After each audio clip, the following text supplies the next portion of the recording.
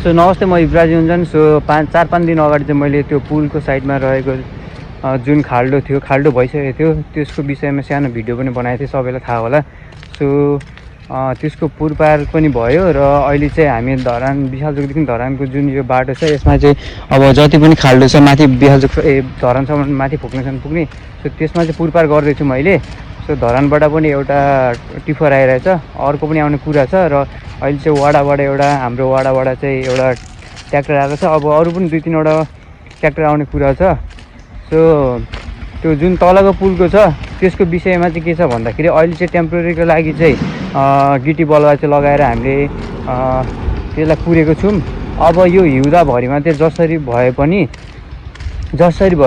छेउबाट साइडबाट चाहिँ तार जालीको व्यवस्था चाहिँ हुनैपर्छ है, नत्र त्यो भएन भने चाहिँ त्यो लगाएको काम छैन र अर्कोपल्ट त त्यो बाटै नै जान्छ।